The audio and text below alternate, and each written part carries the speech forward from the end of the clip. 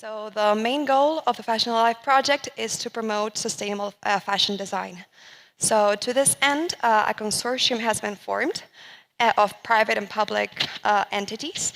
Creamodite is a private entity, which is based on an association of ateliers of art and design, which are focused on promoting arts and design in Spain and in Madrid in particular.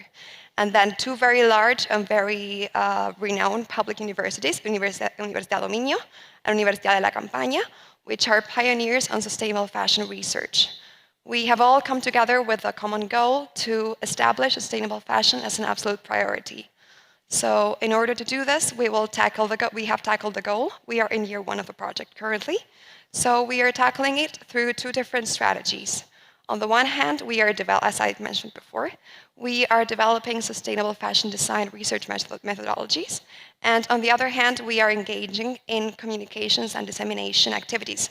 For example, the roundtables we are holding tonight, because we believe it is not only important to do the actual work to change the fashion industry from the inside, but also to communicate about the importance of sustainable fashion. Being on year one of the project, one of our main goals at the moment was developing the sustainable fashion collections. So for this, each of the partners has developed their own method in a way. Oh, I'm sorry, I never told you. I just began talking. I'm sorry. Here we go. So Creamodite has been working on zero-waste fashion, which my colleague Gisela Fortuna has explained at length at the beginning of the conference. And then Universidad de la Campaña has been working on sustainability from a cultural heritage perspective. And Universidad de Dominio has been working on upcycling. So each one of us is going to present a brief overview of the sustainable design research methodologies and the findings that we have achieved. So in our case at Creamodite, like it was mentioned before, zero-waste fashion is basically tackled at the goal of waste production in the stages of pattern making and cutting and later marking. So basically, this can produce up to 15% of textile waste. So for this reason, zero-waste fashion is a very interesting methodology because it forces the designer to rethink conventional pattern-making strategies in order to be able to take advantage of the entire width of the textile, which is quite interesting, and it offers very interesting results because the focus of design has changed. So the designer doesn't begin with a sketch or trends or mood boards, but actually from a design perspective of being able to take advantage of the entire width of the textile. And like my colleague Gisela Fortuna also mentioned, it also has very interesting applications for copy protection and for other sustainability purposes, such as regrowth of local industries. So the Zero Waste Fashion Collection, which will be showcased tomorrow at a performance event, is the result of a collaboration of a number of people. So at Creamodite, we always believe in collaborating. So basically, the main goal of the main focus of the collection was developed by Gisela Fortuna, which has been working on this method for 5 years. And then in 2022, we have been joined by Mesa, who is the creative director for the runway, and both of them played a very large part in creating something that we developed, because we always like to engage new designers into the future. We never work alone. So we held a contest. We received many applications from all over the world. And nowadays, the collection we are going to show is a result of this wonderful collaboration. And we will be very excited to see you tomorrow, hopefully.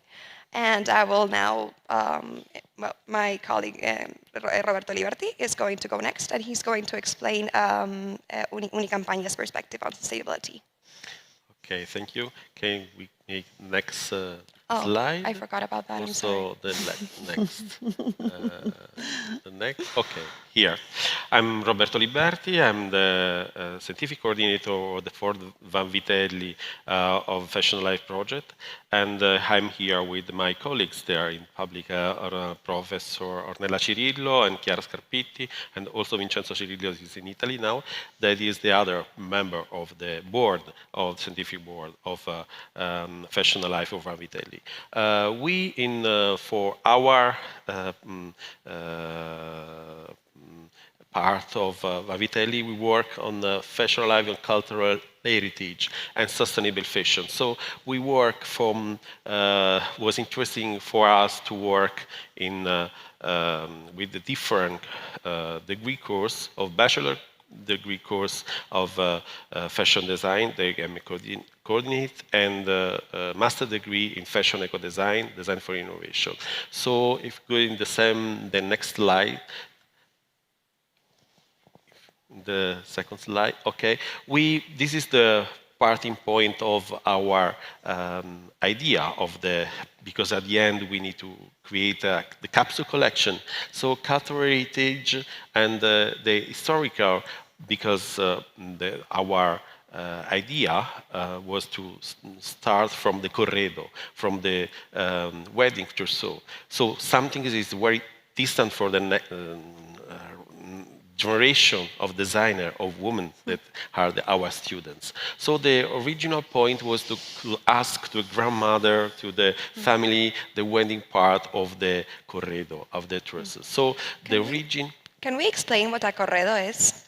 The corredo is, in English, is a trousseau, so wedding trousseau. So in original time, the family, the mother, give to the daughter some pieces for the table, some pieces for the to create the corredo for the during the wedding. Yeah, so there is something in tradition that, but now it's very distant because it's something that is very connection with the past.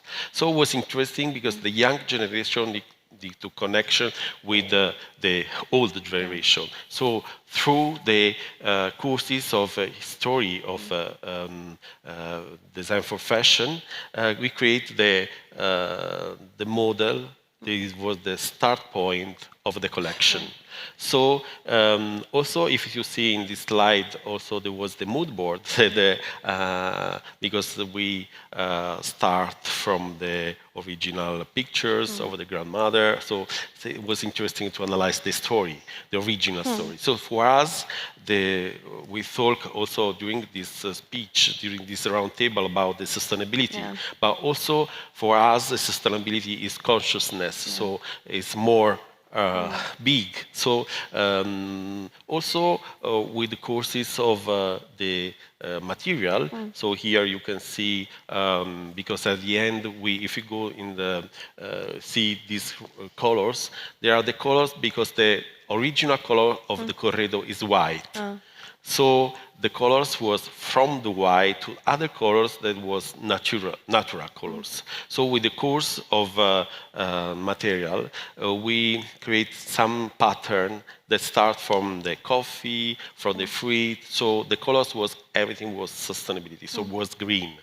If you go into the next slide, we see that our connects the past, the present, the tradition, the family, through the cultural heritage. So this was our idea to create a method to analyze at the end a capsule collection. If you go to the next slide, this was aspect that was for us the values of identity.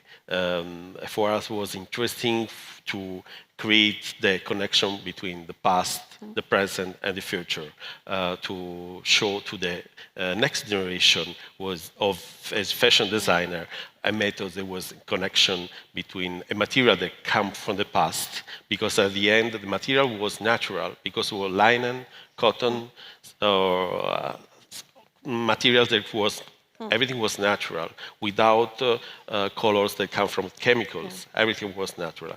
In the next slide, you can see the methods that we create start from the original corredo to create new kind of material. Here on the center, the two clothes that you see in the center are some example also in real. Here in virtual with some work of the students, because at the end it was interesting the interdisciplinarity for us, because we involved 450 students, 16 teachers and courses. So it was interesting for us to have this connection between the different disciplines. For us, it's the first time that they have a briefing in common from the bachelor degree and the master degree of fashion eco-design on this aspect. It is, at the end, is the aspect of Fashion Alive. If it goes in the last, I think it's the last slide. No, it's another one.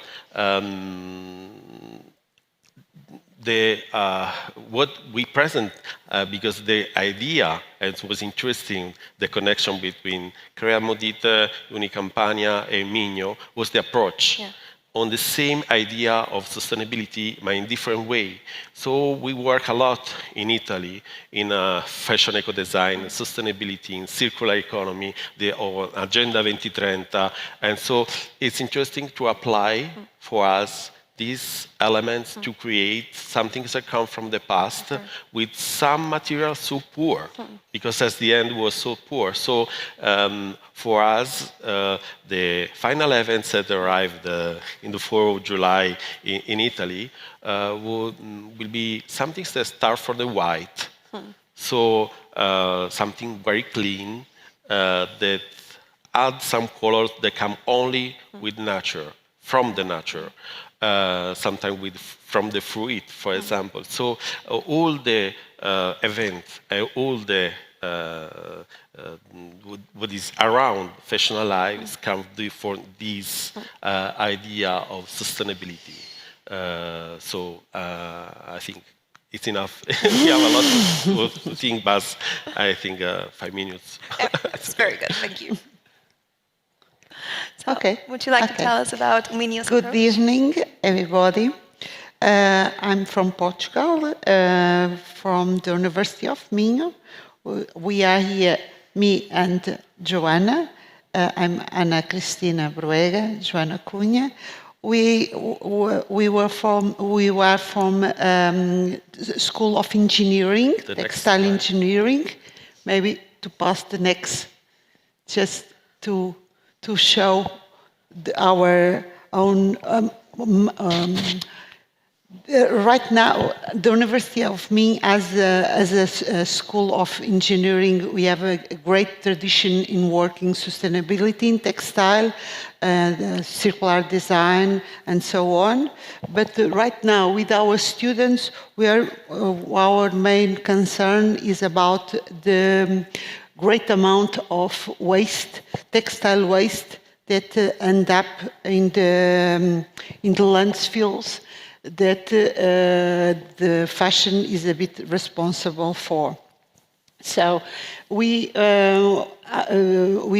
saw this project as an opportunity to work with our students of design, fashion design, as a manifesto for bigger conscious consumption and production. And we work with the students from the degree and also with the students from the master, all in fashion. And we gave them extra challenge for this year, working with in workshops to work with some. No, it's better not change, because it's a little film that we have in the end with all the process.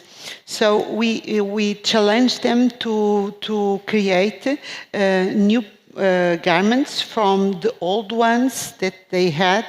Somehow they had to have emotional attachment to the pieces that they have home, like from the mother, the father, the grandfathers, and to try to resignify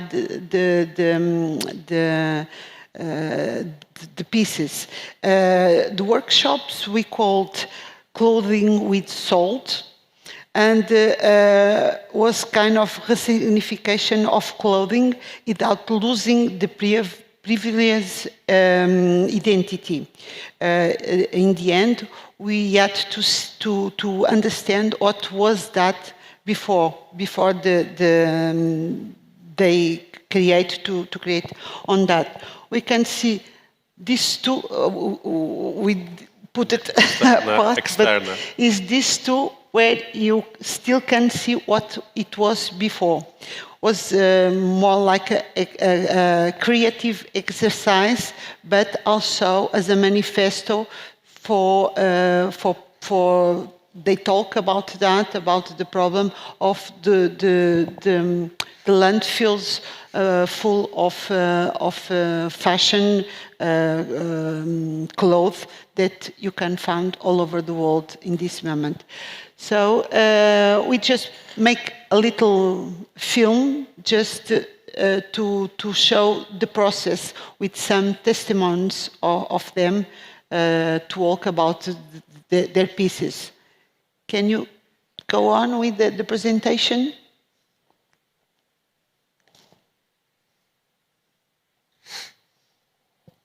Is to play? Okay. Something? No sound? No sound. Okay. This is a little film, add a sound, some music, but in the end, this is why I was telling. The concept about the workshop was pieces with soul. This is some image of what they did in the classroom and the process. They pick some post-consumption materials. Oh, so you are not going to, and they made in a kind of moulage.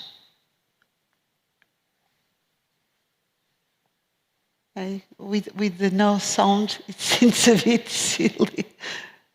Okay, but it's just some.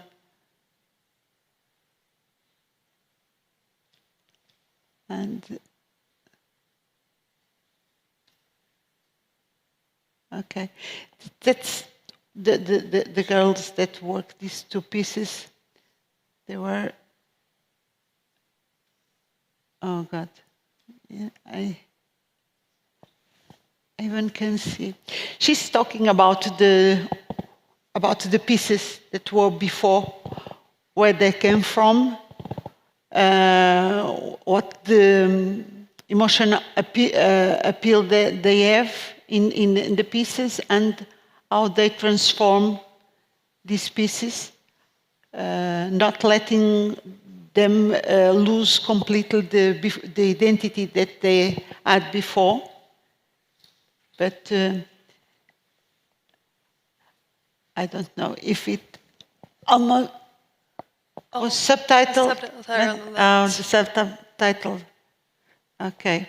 Well, is that they made this, and this first exercise was the one they start to do after the collection that they have to do in the end of the year, and this was the first piece that they had to work to create the concept to develop the collection after with the sustainable principles, but not from upcycling.